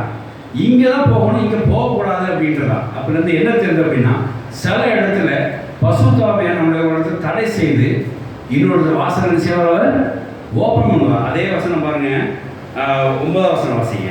அங்கே ராத்திரியிலே பவுலுக்கு ஒரு தரிசனம் உண்டாயிற்று. அது என்னவெனில், மக்கோதுனியா தேசத்தான் ஒருவன் வந்து நின்று, நீ மக்கோதுனியாவுக்கு வந்து எங்களுக்கு உதவி செய்ய வேண்டும் என்று தன்னை வேண்டிக் கொண்டதாக இருந்தது. அந்த தரிசனத்தை அவன் கண்டபோது அவர்களுக்கு சுவிசேஷத்தை அறிவிக்கும்படி கர்த்தர் எங்களை அழைத்தார் என்று நாங்கள் நிச்சயித்துக் கொண்டு உடனே மக்கோதுனியாவுக்கு புறப்பட்டு போக பிரயத்தனம் பண்ணி. ஆமென், ஹல்லேலூயா. இங்கே அப்போஸ்தலர் பவுலும் சேர்ந்த ஊழியர்களுக்கும் ஆசியாவுக்கு போறது தடை செய்யப்பட்டது பசுத்தாவினாலே. ஆனால் இன்னொரு வாசல் மக்கோதுனியாவுக்கு ஓப்பன் பண்ணப்பட்டது, திறந்து வைக்கப்பட்டது. தேவனுடைய ஸ்தோத்திரம் உண்டாதாக. இப்படிதான் பசுத்தாவை நடத்துவார். சில காரியங்களை தடை செய்வார். தடை செய்த உடனே பயப்படாதீங்க. அங்கே என்ன செய்யும்போது ஒரு வாசல் அங்கே திறக்கப்படும் போது திருவாரூர் ஒரு பெரிய ஸ்கூலுக்கு அப்ளிகேஷன் ஃபார்ம் வாங்கிக்கணும், ரிஜெக்டட் அப்படின்னு சொல்லி எல்கேஜி சொல்லி அனுப்பிச்சு விட்றாங்க. உடனே அந்த நான் கேட்டேன், ஆண்டவர் இந்த காரியம் தடையை வச்சு பிள்ளைகள் பெரிய ஸ்கூலில் படிக்க வைக்கணும்னு நினச்சேன். ஒரு காம்போஸ்டாக வரணும்னு நினைக்கிறேன், அதனால தான் இப்படி செய்யணும்னு நினச்சேன். ஆனால் கத்தர் உடனே என்ன சேர்த்துக்கணும், 10 வருஷம் பேசாமல் இருந்த ஒரு டச்சிலே இல்லாத நபரை போய் கத்தனை சந்திக்க வச்சாங்க. அவர்களுமாய் இன்னொரு பெரிய ஸ்கூலில் கத்தர் எனக்கு இடம் கிடைக்கிறது, கத்தர் எனக்கு உதவி செய்கிறார்.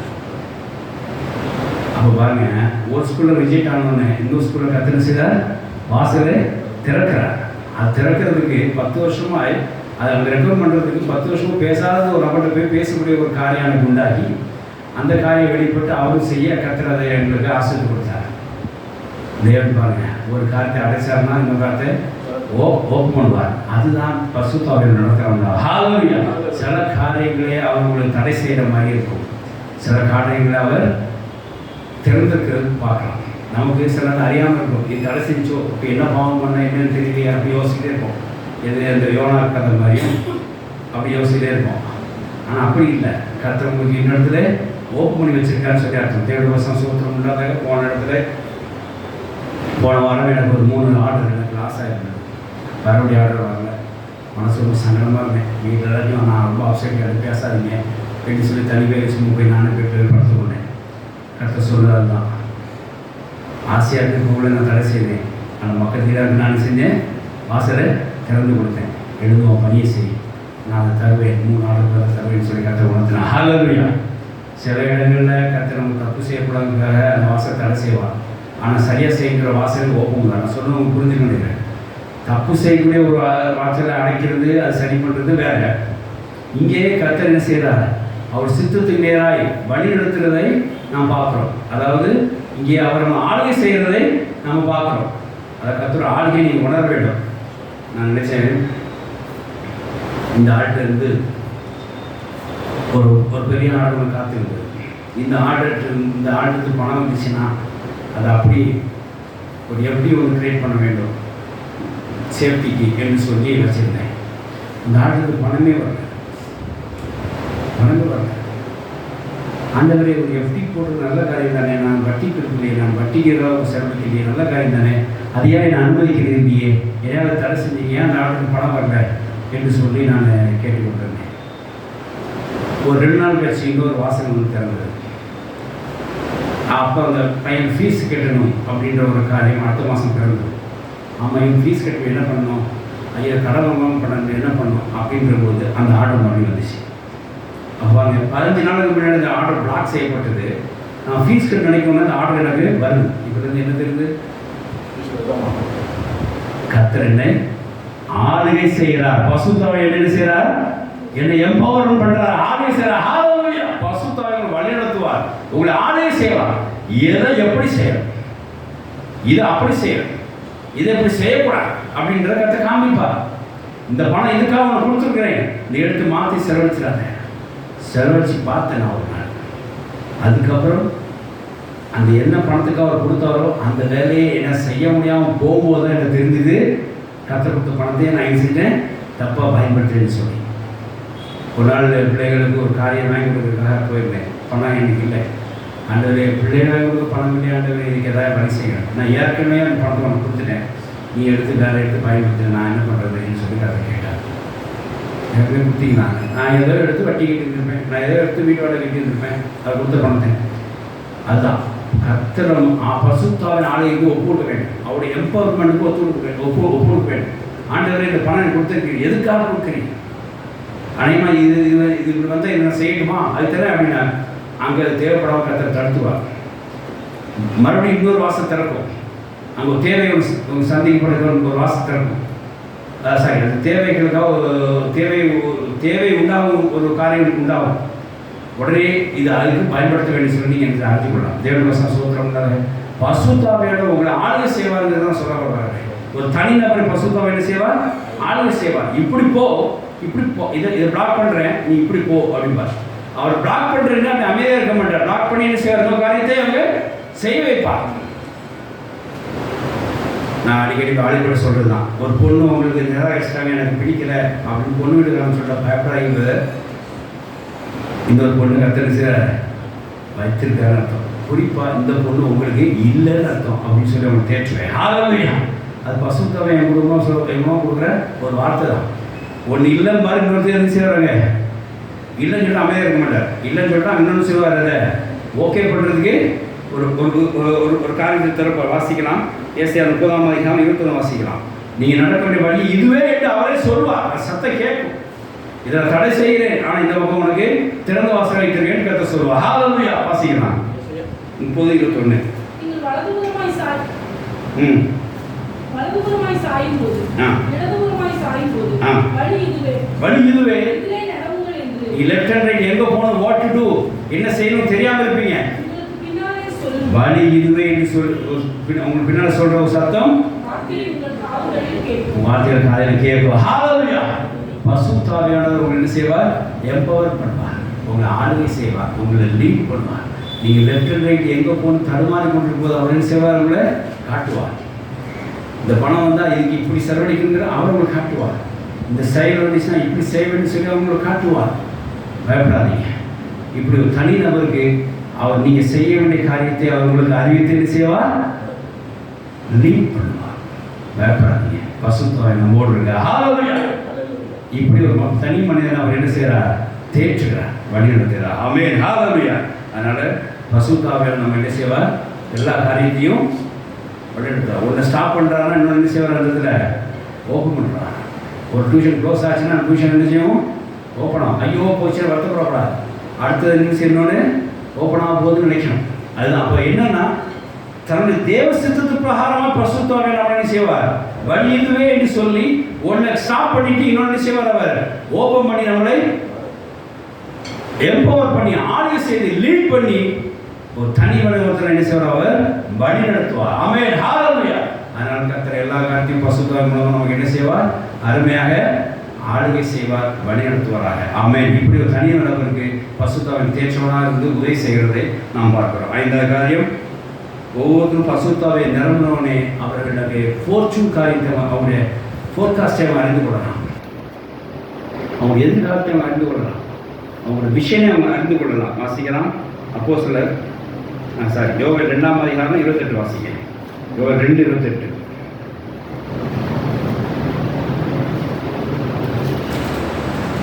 அதற்கு பின்பு நான் மாம்சமான யாவர் மேலும் என் ஆவியை ஊற்றுவேன். மாம்சமான யாவர் மேலும் ஆவியை ஊற்றுவேன். அப்பொழுது உங்கள் குமாரரும் உங்கள் குமாரத்திகளும் தீர்க்க தரிசனம் சொல்லுவார்கள். ஹalleluya. உங்கள் மூப்பர் சொப்பனங்களையும் உங்கள் வாலிபர் தரிசனங்களையும் காண்பார்கள். தேவனுடைய வசனம் ஸ்தோத்திரம் உண்டாதாக. பரிசுத்த ஆவியானவர் வரும்போது ஒரு எதிர்காலம் கண்டுகளிச்சியும் காட்டுவார். நேற்று ஒரு பெரிய சத்தியத்தை அவன் எனக்கு வெளிப்படுத்தினார். ரொம்ப சந்தோஷமாக அந்த மெசேஜ் எடுக்கும்போது எப்படின்னா, கிறிஸ்துவர்களை கத்த 2 விதமாக நடத்துகிறார். கிறிஸ்துவர்களை இது உங்களுக்கு புரிஞ்சுக்கணும்னு நினைக்கிறேன், நடந்த காரியம் தான். ஆனால் உங்களுக்கு அது இப்போ யதார்த்தமான வார்த்தையாக சொல்கிறேன், புரிஞ்சுக்கோங்க. கிறிஸ்துவரை கத்த 2 விதமாக நடத்துகிறார். ஒன்று, ஒரு விஷயம் காமித்து அது பாடுபட்டு அதை போய் ரீச் பண்ண வைக்கிறார். அதாவது உயர்த்துகிற தரிசனத்தை காமித்து அதுக்காக பாடுபட வைக்கிறார். புரிஞ்சுதா? இன்னொன்று, ஒருத்தர் பாடுபடுறதை பார்த்து அவனை உயர்த்துகிறான். இந்த 2 விதமாக தேவன் நடத்துவார். ஒருத்தனை அவனோட டார்கெட்டை காமிச்சு, அவனோட விஷனை காமிச்சு, அவர் உயர்த்த போறாத காண்பித்து அதுக்காக பாடுபடுது அப்படின்னு சொல்லுவார். இன்னொரு விதமாக கர்த்தர் எப்படி நடத்துவார் அப்படின்னா, நீ நல்ல பாடுபடுற, உண்மையா இருக்க, உத்தமா இருக்க, அதனால நான் உயர்த்துறேன் பாரு. ஹalleluya. இந்த 2ல நீங்க எந்த அளவுக்கு இருக்குன்னு பார்த்துக்கணும். இது சின்ன உதாரணம் சொல்லிட்டுமா, யோசேப்பு பாடுபட்டான். எப்படி பாடுபட்டான்?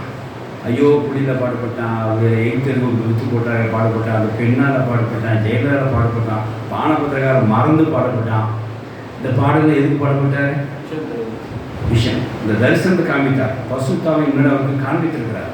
அந்த தரிசனத்துக்காக பாடுபடுவது யோசிப்பு கொடுத்தார். ரூத் உண்மை உத்துமான போன இடத்துல இருந்தா. அவர் சாபக்கேடோட ஜனங்களாம். ஆனால் போன இடத்துல இஸ்ரவேல் தேவன் அடைக்கலம் சொல்லி உண்மை உத்தமாக இருந்தார். கர்த்தர் போவாசமாக ஒரு அடைக்கலம் கொடுத்தார், அவளை உயர்த்தினார். கடைசி தேவ சந்தி எங்கிருந்து பிறந்தது? அந்த ரூத்திடம் இருந்தால் போவாசிலிருந்து தான் பிறந்தது. அப்போ அவர் பாடுகளை, அவர் உத்தமத்தை பார்த்தார், கர்த்தர் அவளை உயர்த்தினார். கடைசியில் எந்த பட்டியலில் எங்கே இருக்குது? மத்தியில் வந்து புறஜாதியர் உள்ள வந்துருக்குதா? அதை பார்க்குறோம்.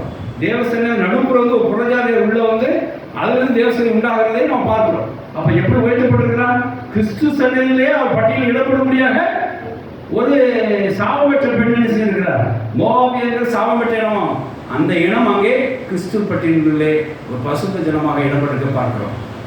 அப்போ நம்ம யோசிப்பாங்க, நம்ம விஷனை வச்சு தேவன் நம்ம விஷயம் வச்சு தேவன் நம்மளை பாடுபட்டு அந்த விஷயம் அடைய செய்வார். இன்னொன்று, நாம் பாடுபடுறதுனாலே அந்த விஷயத்தை நம்மை அந்த பாடுபட்டனாலே கத்தனை உயர்த்துவார். கொஞ்சத்தில் நீ உண்மையாக இருந்தாய், அநேகருக்கு அதிபர் இருந்தாய். இது 2வது படி நான் சொன்னது. நீ ஒழுங்கான காரியத்தில் இருந்தால் கத்தனை உயர்த்துவார். இன்னொன்று கத்தை உயர்த்த முடியாது. இன்னொரு யதார்த்தமான வார்த்தை சொல்கிறதுனா, கத்தரை உயர்த்ததுக்காகவே உங்களை பாடுபட வைப்பார். ஒன்று. இன்னொன்று பாடுபட வச்சு உயர்த்துவார். இந்த 2 விதமாக தான் தேவன் நடத்தி பார்க்குறோம். பரிசுத்த ஆவியானவர் இதை உங்களுக்கு காண்பிப்பார். இந்த முதல்ல நான் சொல்கிறேன். அப்போ ஒரு விஷயத்தை காண்பித்து, ஒரு ஃபோர்காஸ்ட்டை காண்பித்து, ஒரு ஃபோர்ச்சூனை உங்களுக்கு காண்பித்து, அதன்படி நடக்க முடியாத அவங்க நடத்தி கொண்டு போவார். ஒரு எதிர்காலத்தை உங்களுக்கு காண்பிப்பார்.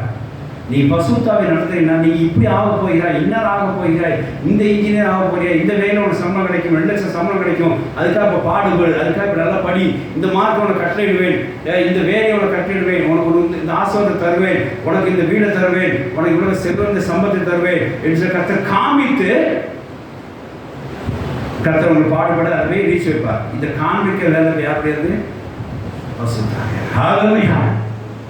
பிதாவானவரை எடுத்து, அதாவது இயேசுவை எடுத்து பரிசுத்தாவியானவர் இப்படி உங்களை தேவன் ஆக்க போகிறான்னு காமிப்பார். ஆபிரகாமுக்கு தான் காண்பித்தார். எப்படி அவன் பாடகை சகிச்சிருந்தான், இவ்வளோ தருவேன்னு சொல்லி காண்பித்தார். அவன் எல்லா பாடகையும் சகிச்சு கொண்டான். அப்படிதான். அப்போ பாருங்க, நமக்கு அந்த விஷயத்தை காமிச்சு நம்ம நடக்கிறதுக்கு யார் உதவி செய்கிறா? பரிசுத்தவர். அவர் மாம்சமான யாவருமே ஆவை ஊற்றுவேன். அப்போ வாலிபர் என்ன செய்வார்கள்? தரிசனம் காண்பார்கள், விஷயம் காண்பார்கள், தீர்க்க தரிசனம் சொல்வார்கள். அப்போ அவங்களோட காரியம் என்னன்னு அவங்களுக்கு என்ன செஞ்சிடும்? தெரிஞ்சுக்கிறோம். அப்புறம் இது முதல்ல நான் 2 தடவை சொன்னேன் இல்லையா? ஒரு விஷயம் காமிச்சு கத்த பாடுபட வைப்பார். இன்னொன்று பாடுபட்டனாலே அவங்களை உயர்த்துவார். இந்த விஷயம் காமிச்சு கத்த பாடுபட வைக்கிறதுக்கு பரிசுத்த ஆவியானவர் உங்களுக்கு என்ன செய்வார்? விஷயனை உங்களுக்கு காட்டுவார். அப்போ அதைப்படி நம்ம என்ன செய்யலாம்? ஒர்க் நம்ம பெரிய ஒரு பாஸ்டாக கத்த உயர்ச்சிக்கிறார், கத்த இந்த காரியத்தை அழைத்திருக்கிறார், இவ்வளோ பேருக்கு சீசன் சொல்ல முடியா, இந்த நற்கை செய்ய நடத்திருக்காருன்னா அதுக்கு பாடுபட வச்சு நிற்போம். அதை யார் சொல்லுவாங்க? முதல்ல பரிசுத்தாவியானவர். ஹல்லேலூயா. மாம்சமான யாவர் மேலும் அவர் இறங்கும் போது நம்முடைய காரியத்தை, நம்முடைய பரிசுத்த காரியத்தை, நம்முடைய பரிசுத்த செயலை, விசேஷமாக நம்முடைய தரிசனத்தை அவர் என்ன செய்வார்? வெளிப்படுத்துவார். கர்த்தருக்கு ஸ்தோத்திரம் உண்டாக. அப்படிதான் அந்த காரியத்தை மத்தியிலே நடப்பிப்பார். அதாவது பாருங்க, 2 பேருக்கு 1:21 வாசிக்கும் போது அங்கே பரிசுத்த ஆவியானவர் மூலமாக சொல்றது எல்லாமே ஒரு தரிசனம், ஒரு தீர்க்க தரிசனம். அதை அவங்க செய்வாங்க என்று சொல்லி போடப்பட்டது. உங்கள் எதிர்காலத்தை குறித்து நீங்கள் கர்த்தர் உங்களோட இருந்து பேசுவார், அதை காமிப்பார் என்று சொல்லி சொல்லப்பட்டிருக்கு. பரிசுத்த ஆவியானவருக்கு அப்படி ஒரு தனிநபரை உதவி செய்கிறார். நம்முடைய தரிசனத்தை பரிசுத்த ஆவியானவர் கூட இருந்து நமக்கு காண்பித்து அதன்படி நடக்க உதவி செய்வார். அதற்கு அவர் அப்படியான ஒரு தனி மனிதர் இங்கே தேற்றவனாக இருந்து அவர்கள் ஹெல்ப் பண்ணுறாங்க பார்க்குறோம். வாசிக்கிறான் 1 பேதுரு 2 பேதுரு 1 கடைசி வசனம். ஒரு காலத்திலும் மனுஷனுடைய சித்தத்தினாலோ உண்டாகவில்லை. தேவனுடைய பரிசுத்த மனுஷர்கள் பரிசுத்த ஆவியினாலே ஏவப்பட்டு பேசினார்கள். தரிசனம் எல்லாம், ஃபோர்ச்சூன் காரியம் எல்லாம், எதிர்காலம் எல்லாம், தனக்கு வருகிற தரிசனம் எல்லாம் எப்படி உண்டாகும்? பரிசுத்த ஆவியினாலே ஏவப்பட்டு பேசினார். ஏவப்பட்டு உண்டாகும். சோத்திரம் உண்டாக. இப்படி ஆகும் என்று சொல்லி கத்த சொல்வார், இப்படி செய்வேன்னு சொல்லி கத்த சொல்வார். நான் குழந்தை இல்லாத பிறந்த காலத்திலே 7 வருஷ காலத்திலே கத்தருக்கு சொன்ன வார்த்தை என்ன தெரியுமா? 7 வருஷம் நான் குழந்தை இல்லாத நேரத்தில் சொன்ன கத்த சொன்ன வார்த்தை என்ன தெரியுமா? உனக்கு 2 பிள்ளை தர வேண்டிய குழந்தைகளை அப்போ இல்லை. ஆனால் கத்தன்னு சொன்னால் 2 குழந்தைய தர வேண்டாம். அது எப்படி எனக்கு உண்டாச்சு? இந்த வசனம் 1 பேர் 2 பேர் 1:21 வாசிங்களேன். அது மூலமாக தான் அப்போ பரிசுத்த ஆவியானவர் என்ன செய்கிறார்? ஒரு தரிசனத்தை அவங்களுக்கு ஏவப்பட்டு கொடுக்குற எல்லாமே தீர்க்க தரிசனமாக என்ன செய்யுது? மாறுது. ஆண்டவரே இப்படி 2 குழந்தை தாங்க சார். ஆமாம், 2 ஆம்பளை பிள்ளைலாம் கற்று சொன்னார். ஹல்லேலூயா. எனக்கு ரொம்ப ஆச்சரியமாக இருந்தது. சரி, ஆனாலும் சில இடங்களில் என்ன அப்படியாவது குழந்தை இல்லாத நேரத்தில் அப்படி என்ன யாராவது சொல்லி வளர்த்து கொடுத்தோம்னா இந்த தரிசனம் எனக்கு என்ன செய்யும்? அப்போ கொஞ்சம் காப்பாற்றும். என்ன செய்யும்? அப்போ அது என்ன செய்யணுமா? பரிசுத்தாவியும் கூட இருக்கிறார். அந்த தரிசனத்தை ஞாபகப்படுத்திட்டான்னு நிறுத்தம். பரிசுத்தாவியை ஞாபகப்படுத்திட்டான்னு நிறுத்தம்.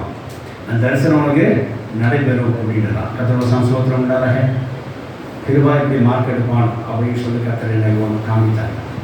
நான் ஒரு மிஸ்கிட்ட எல்லாத்தையும் சொல்லிட்டேன். ஏன்பா சொன்னீங்கன்னா அவன் என்ன கேட்குறான். எதுக்கு சொன்னீங்க? மார்க் வர முன்னாடி எதுக்கு சொன்னீங்க அப்படின்னு கேட்குறான்.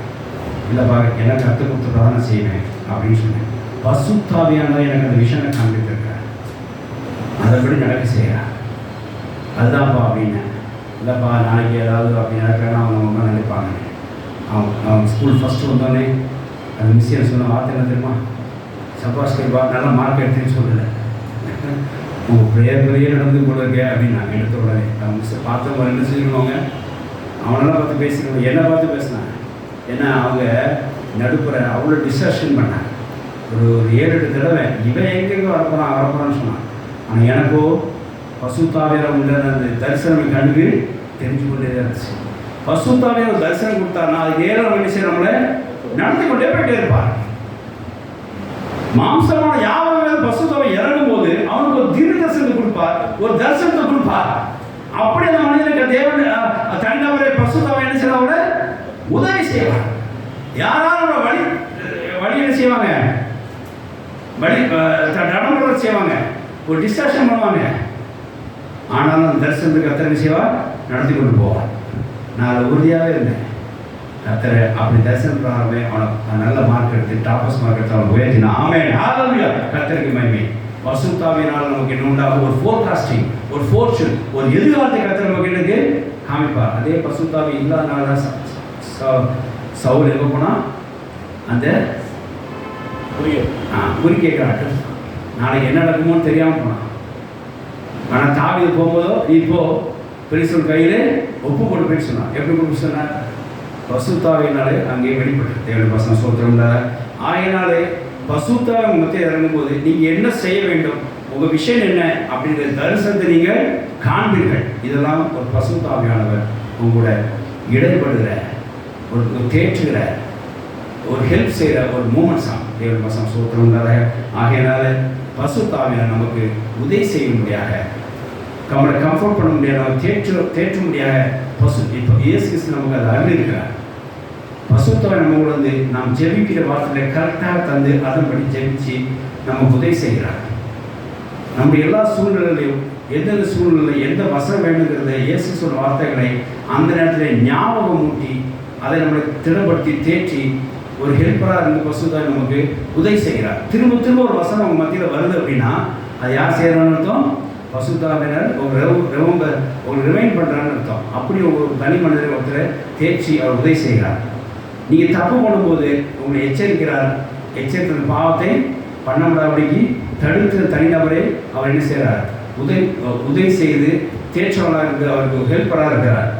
4வது காரியம், நீங்கள் செய்ய வேண்டிய காரியத்தை நீ செய்ய வேண்டிய நேரத்தை திருப்பதற்காக உன்னை பிளாக் பண்ணி உன்னை ஓப்பன் பண்ணி வழி இதுவே என்று சொல்லத்தக்கதாக ஒரு எம்பவர்மெண்ட், ஒரு ஆளுகை செய்து உங்களை லீட் பண்ணி உங்களை நடத்துகிற தனிநபரை உதவி செய்கிறாராக காணப்படுகிறார் பசுத்தாவினர்.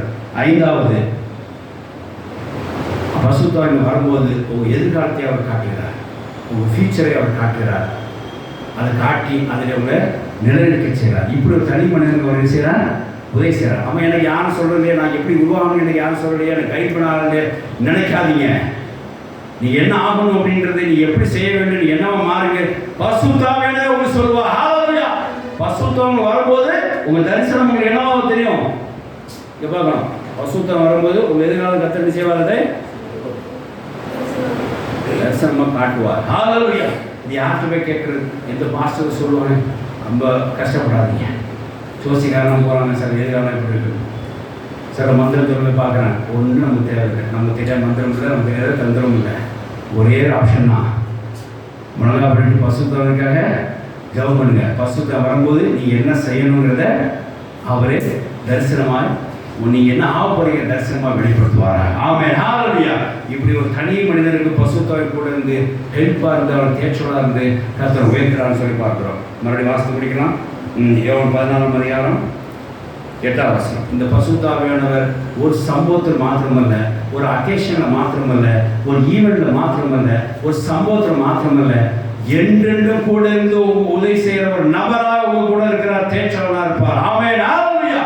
நீங்க நித்திய ஜீவன் போர் உள்ள வரைக்கும் அவர்கள் தேற்றவனாக இருந்து இந்த காரியத்திலே உதவி செய்து, ஜபத்தில் உதவி செய்து, உங்கள் சூழ்நிலையில் கர்த்தர் வார்த்தைகளை வெளிப்படுத்தி நீ பாவம் செய்து எச்சரித்து பாவத்தை தடுத்து நீ நடக்கிற வழிகளை காண்பித்து, தடை செய்து, திறக்க வேண்டிய திற செய்து, நடக்க வேண்டிய காண்பித்து, உங்கள் எதிர்காலத்தை காண்பித்து அவர் உங்களை நடத்துவார். இதெல்லாம் ஒன் டைம் ஒர்க் அல்ல. இதை தொடர்ந்து நீ நித்திய ஜீவனுக்கு பிரவேச வரைக்கும் என்றென்றும் அவர் கூட இருந்து நடத்துகிற ஒரு காரியமா. ஹல்லேலூயா. அதனால நம்ம கொடுக்கப்பட்ட பரிசுத்த ஆவியானவர் நம்ம கூட என்றென்றும் அவர் கூட இருந்து நம்ம கூட இந்த ஜெபிக்க உதவி செய்வார். நம்ம வசனத்தை கொடுத்து சூழ்நிலை காண்பித்து வசனம் கொடுத்து நம்ம திடப்படுத்துவார். பாவத்தை கொடுத்து எச்சரித்து நம்முடைய பாவம் செய்யறது பாவத்தை தடுப்பார். பசுத்தை நிலையாட்டுவார். நாம் தேசத்து நேராக நம்மளை ஆளுகை செய்வார். இந்த காரியத்தை தடுத்து இந்த காரியத்தை ஓப்பன் பண்ணி அவர் லீட் பண்ணி நடத்துவார். நம்ம எங்கே போகணுங்கிற அந்த தரிசனத்தை நம்ம காண்பித்து நம்ம வழிநடத்துவாங்க. அப்படியும் இது ஒரு சம்பவத்து மாத்திரமல்ல, ஒரு அக்கேஷன் மாத்திரமல்ல, என்றென்றும் அவர் கூட இருந்து வழிநடத்துவார் என்று சொல்லி கிறிஸ்துவ நம்ம சொல்லியிருக்கிறார். வாசத்தை முடிக்கலாம். யோவான் 14:8 யோவான் 14:14 நான் பிதாவை வேண்டிக் கொள்ளுவேன், அப்பொழுது என்றென்றைக்கும் உங்களுடனே கூட, என்றென்றைக்கும் ஒரு அக்கேஷன் மாற்றம் இல்லை, ஒரு சம்பவம் மாற்றம் இல்லை, என்னைக்கு இருக்கத்தக்கதாக என்றென்றைக்கும் உங்களுடனே கூட இருக்கும்படி உங்களோடு இருக்கதாக சத்திய ஆவியாகிய வேறொரு தேற்றவாளர் உங்களுக்கு தந்தருவார். ஹல்லேலூயா. அப்படி பரிசுத்த நம்ம தந்திருக்கிறார். நமக்காக அவர் ஜெபம் பண்ணியிருக்கிறார். நமக்காக அவர் வசனத்தை கொடுத்து உணர்த்தி இருக்கிறார். நமக்காக பாவத்தை எச்சரித்து பாவத்தை தடுத்திருக்கிறார். சில காரியங்கள் நம்ம தேசத்துக்கு வெளியே போகும்போது தடை செய்து தேச நேரம் நம்ம திருப்பி இருக்கிறார். நம்ம ஆளுகை செய்திருக்கிறார். நாம் எப்படி இருக்க வேண்டுங்கிற, எப்படி ஆகுங்கிற தரிசனத்தை நமக்கு காண்பித்திருக்கிறார். தொடர்ந்து என்றென்றும் அப்படியே பரிசுத்த ஆவியானவர் நமக்கு தேற்றவனாக இருந்து, ஹெல்ப்பராக இருந்து, கம்ஃபர்டபுளாக இருந்து நம்ம உதவி செய்து கர்த்தர் வழிக்கு நேராக நடத்துவாக. கர்த்தர் சித்தம் செய்ய நமக்கு உண்டு பண்ணுவாராக. விசேஷமாய் கர்த்தர் வருகையில் நம்மளை ஆயத்தப்பட முடியாது, நம்மளை எடுத்துக்கொள்ள முடியாது, நம்மளை ஆயத்தப்படுத்துவாங்க. கர்த்தர் வார்த்தையை ஆசைப்பாரு. ஆமென். ஹல்லேலூயா. ஹல்லேலூயா. நம்ம அப்படி சோதனை போமாக. ஹல்லேலூயா. ஹல்லேலூயா. ஹல்லேலூயா. சோதர